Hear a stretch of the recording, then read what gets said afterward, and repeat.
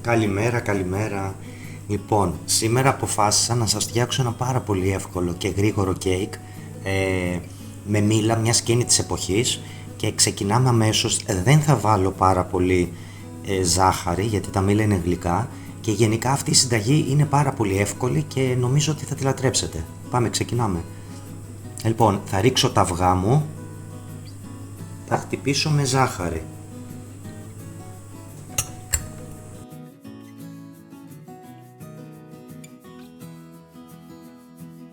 Λοιπόν, θα προσθέσω κανέλα, μην το φοβηθείτε, την κανελίτσα θα δώσει άρωμα και ταιριάζει πάρα πολύ με τα μήλα. Θα προσθέσω και 2 βανίλιες, πάλι για το άρωμά τους τις θέλω. Και θα ρίξω και το λαδάκι μου, να τα χτυπήσω όλα μαζί. Είναι πολύ εύκολο, την έχω πάρα πολύ απλουστεύσει αυτή τη συνταγή για να μπορώ να την κάνω γρήγορα. Και γιατί έχουμε όλες τις δουλειές μας, τρέχουμε, αλλά θέλουμε ταυτόχρονα να δίνουμε στα παιδιά μας έτσι σνακ υγιεινά, εύκολα και με αγνά υλικά που τα επιλέγουμε μόνοι μας.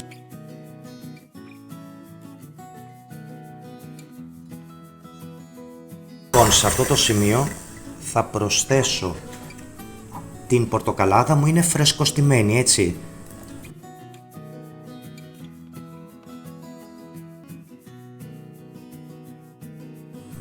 Θα προσθέσω λίγο αλατάκι, πάντα στα γλυκά σας λίγο αλάτι, λίγο γαρίφαλο γιατί και το γαρίφαλο ταιριάζει και μ' αρέσει. Αν δεν θέλετε μπορείτε να μην το ρίξετε.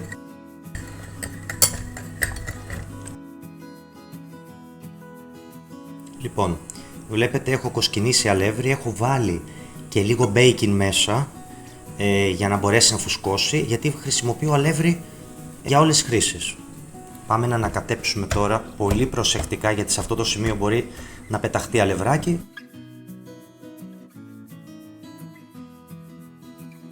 Τώρα θα καθαρίσουμε λίγο χωρίς μίξερ πια, η δουλειά του τελείωσε. Τις άκρες, εδώ προσεκτικά με τη μαρίζ. Θα προσθέσω τώρα τα μηλαράκια, 2 μήλα κομμένα σε κυβάκια για να πάει παντού το μήλο και θα δώσει φοβερό γεύση, άρωμα. Το κέικ σας θα είναι υπέροχο.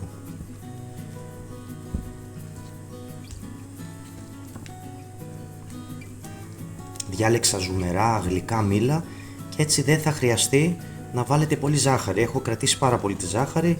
Εντάξει, να τρώμε ένα γλυκάκι αλλά υγιεινό. Τώρα θα προσθέσω, έχω λαδώσει και αλευρώσει το ταψάκι μου. Προσθέτω μέσα τη μιλόπιτα, το μείγμα αυτό. Προσεκτικά.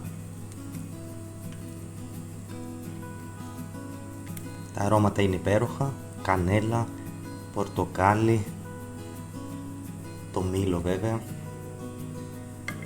Και βέβαια θα βάλουμε και έτσι μια τσακπινιά για να μπορέσουμε να προσελκύσουμε το ενδιαφέρον των παιδιών μας. Με τι άλλο, με κουβερτούρα εδώ και εκεί που θα δώσει και την τσακπινιά που θέλουμε στο γλυκάκι μας. Αυτό είναι προαιρετικό βέβαια, εγώ το κάνω πιο πολύ για να προσελκύσω τα παιδιά, γιατί ξέρετε τα παιδιά αγαπάνε πολύ τη σοκολάτα. Λοιπόν, και πάμε να ψήσουμε έτσι στους 170, ανάλογα τι έχει ο καθένας, για τουλάχιστον 50 λεπτά. Το κέικ με μήλο και σοκολάτα είναι έτοιμο, σας το παρουσιάζω. Θα το αφήσουμε τώρα λιγάκι να κρυώσει. Το γυρίζω.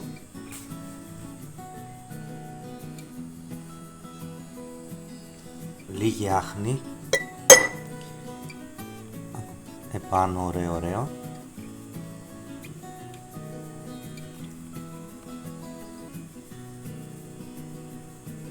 Η κανέλα ταιριάζει πολύ με το μήλο.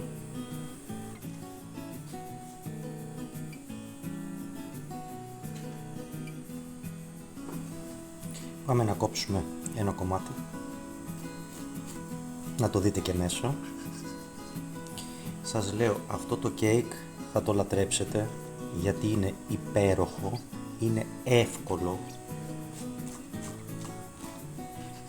και είναι το μήλο και η σοκολάτα, δύο αγαπημένα υλικά.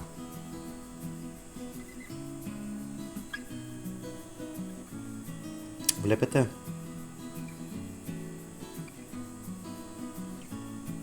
Μήλο, σοκολάτα, εδώ είναι το μήλο, σοκολάτα.